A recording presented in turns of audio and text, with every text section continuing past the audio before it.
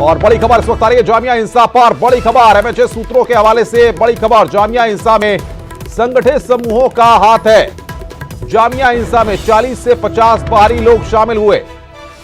हिंसा करने वाले लोगों का जामिया से कोई संबंध नहीं है। दिल्ली पुलिस ने गृह मंत्रालय को यह रिपोर्ट सौंपी है। तो एमएचए के सूत्रों के हवाले से बड़ी खबर, जामिया हिंसा में संगठित समूहों का हाथ है। यह रिपोर्ट यहां पर सौंपी गई है। और बातचीत करने के लिए इस वक्त शैलेंद्र बांगू हमारे नेशनल एडिटर हमारे साथ जुड़ रहे हैं। शैलेंद्र जी, क्या रिपोर्ट भेजी गई है? देखिए, जामिया में जो हिंसा हुई है उसको लेकर एक शुरुआती रिपोर्ट जो है सौंपी गई है दिल्ली पुलिस से गृह मंत्रालय को। और माना जा रहा है कि उस रिपोर्ट में ये बताया गया है कि पहले तो ये कि दिल्ली पुलिस की तरफ से कोई गोली नहीं चलाई गई जामिया जब हिंसा हुई थी रविवार को।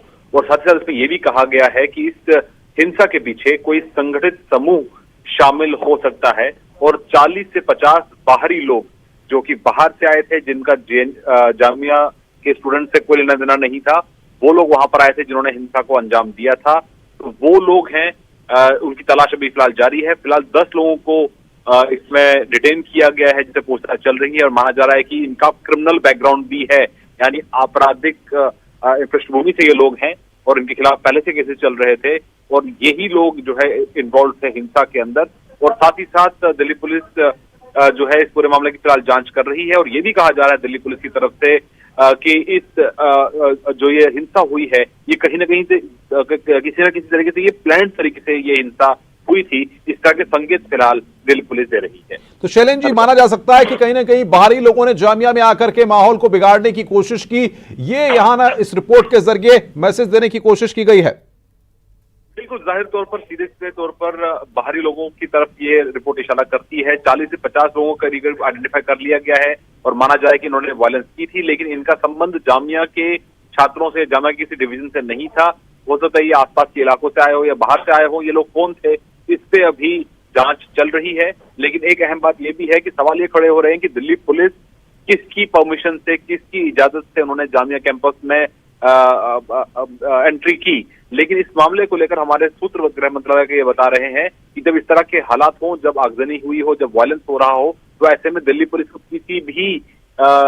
किसी से भी परमिशन लेने की जरूरत नहीं है हालात पर काबू पाने के लिए, क्योंकि दिल्ली पुलिस की प्राथमिक जिम्मेदारी लॉ एंड ऑर्डर मेंटेन करने के लिए है। तो ऐसे में किसी का परमिशन का रिक्वायरमेंट नहीं है।